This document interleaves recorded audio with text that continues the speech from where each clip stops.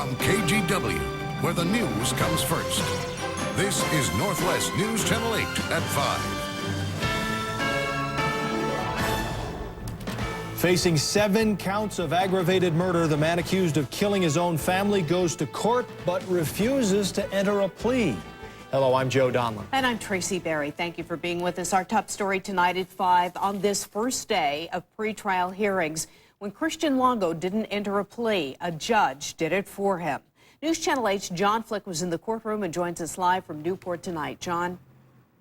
And Tracy, the DA's office is seeking the death penalty in this case. Longo's attorney spent much of the day refuting that, and they also say the FBI agent who brought Longo back to the United States, they say he violated his rights.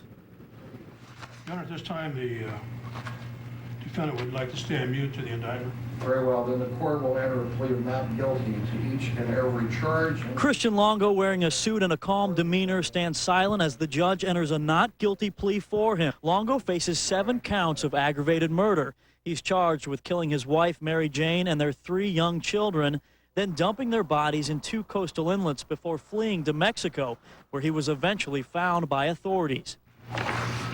Sitting right behind Longo, Mary Jane's sister, Sally Clark, and sister-in-law, Kathy Baker, here from Michigan. Longo's attorneys focused much of the afternoon on the FBI agent who brought him back to the United States. They say he violated Longo's rights and didn't let him know he could face the death penalty. And he, in essence, talked Mr. Longo into agreeing to come back to the United States without seeking legal advice, without seeing the U.S. consul. That FBI agent, Daniel Clegg, says Christian Longo hadn't been arrested at that point. He says Longo returned to the U.S. voluntarily. Chris said something to the effect, I do not want to spend time in a Mexican jail. So I asked him, I said, if I buy plane tickets, would you be willing to return to the United States voluntarily? And he said yes. At that time, I looked up at the chief of police, and I said, did you understand that? And he said yes. And I looked again at Chris. I said, Chris wants to return voluntarily, right? And Chris, nodded his head and said, I just don't want to be in a Mexican jail. Did you have to clear that? And Mary Jane Longo's sister, who you saw in the story there, is actually Penny Dupie, and she is in from Michigan, and she was kind enough to join us now. I know that you spent the day in the courtroom there. What was that like for you? It was very hard.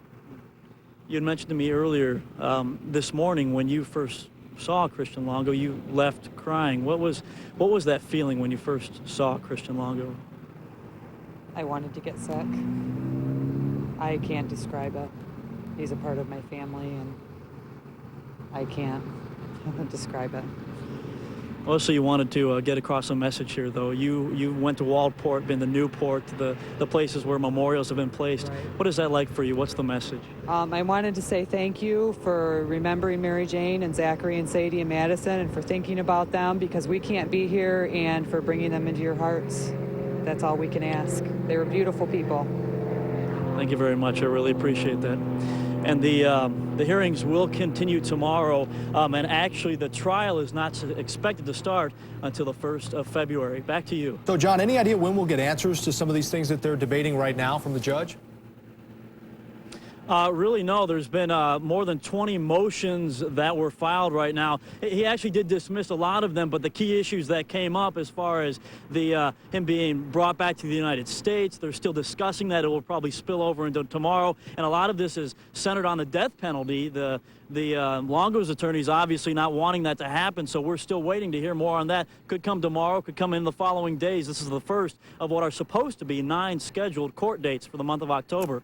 Back to you. John Flick, thank you very much. New developments in another high-profile case. The courtroom battle over a tape Ward Weaver recorded while in jail may not be over. News Channel 8's Kylie Boshi is live from the Clackamas County Courthouse to explain. Kyle? Joe, legal experts point out that prosecutors can now appeal the judge's decision before the state Supreme Court. Prosecutors have 30 days to challenge the judge's ruling not to release a tape Ward Weaver recorded while in jail.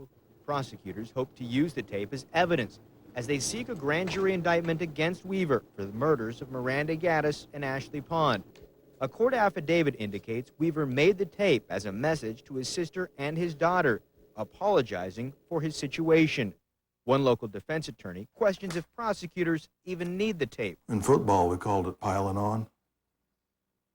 This looks like piling on to me. So far, there's no indication if prosecutors will appeal to the state Supreme Court. It appears the grand jury did not hear testimony in the Ward Weaver case today. Courthouse sources say it could be Thursday before testimony continues. Tracy, back to you. Kylie Boshi, thank you. A huge stolen car bust in Washington County today, maybe the biggest in a decade. Officers found dozens of hot cars and a small meth lab in a remote area on Willis Lane. News Channel 8's Pat Doris is here with details. Pat? Well, Tracy, detectives started snooping around after stolen cars, stripped of parts, started showing up on the side of the roads in North Plains. From Sky 8, you can see where that trail led to the property of Lloyd Willis, who, by the way, is not charged in this case. He is 90 years old and says he has no idea where many of the cars on his property came from.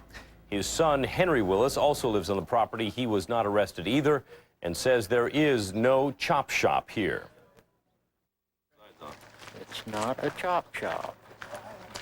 I junk these cars out, I haul them to snitchers for a living. A little bit of nothing. Police did arrest 3 people who were living on the property. They were charged with probation violations, but